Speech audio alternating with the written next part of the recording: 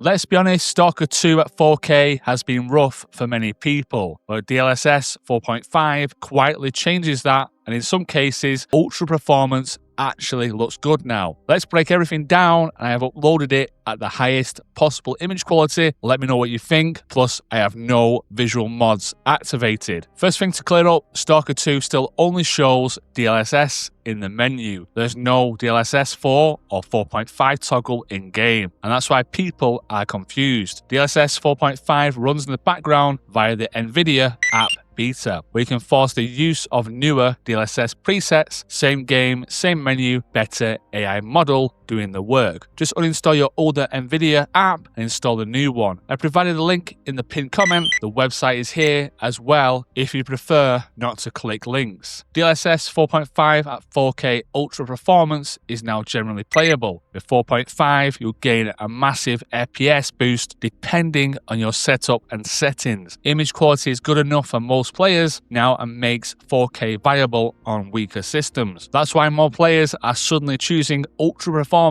over balanced or quality. The biggest real-world improvement isn't sharpness, it's stability. Foliage is the standout. Leaves, grass, and floating debris. Previously, these ghosted like crazy. There are still issues, and we'll get to that in a second. With DLSS 4.5, foliage is far more stable, with much less trailing and smearing during movement. Motion clarity overall is improved, especially in forests or windy areas. It does feel smoother. Someone said over on Discord that popping is less, and sadly, that is wrong. Popping is controlled by the game engine, level of detail distances, streaming, and memory management. DLSS does not control when objects load, so it cannot truly fix popping in Stalker 2. So do not expect this to be fixed, but it's not all good news. The new NVIDIA DLSS 4.5 models L and M presets produce very noticeable boiling artifacts in Stalker 2, which refer to unstable shimmering or crawling pixels on fine detail, such as foliage, wires, and distant textures. Not sure whether this issue comes from NVIDIA's new model or from how Stalker 2 handles temporary data such as motion vectors and TAA. So both NVIDIA and GSC are potential sources, suggesting it's something the developers could test internally. AMD's FSR4 is still problematic, noting that in Stalker 2 performance mode actually looks better than balanced or quality modes because it also avoids the fizzle artifacts that appear in the higher quality modes, which is the opposite of how upscalers normally behave. The overall message is that both DLSS 4.5 and FSR4 technically work, but neither is visually optimal in Stalker 2 right now. I suspect that either NVIDIA, GSC, or both might need to tune the pipelines to fix artifacting and stability issues. Now, if you're using 4.5, which preset is better, L or M? This part matters. Preset K is the older DLSS 4.0, which is slightly smoother but has more ghosting. Presets L and M DLSS 4.5 have a cleaner image, less ghosted and designed for performance and ultra performance. Between L and M, I recommend preset M, which is currently considered the best balance. Quick warning, RTX 40 series benefits the most. RTX 20 and 30 series can still see mixed results. DLSS 4.5 looks better, but can be heavier on older cards. Some people still prefer DLSS 4.0,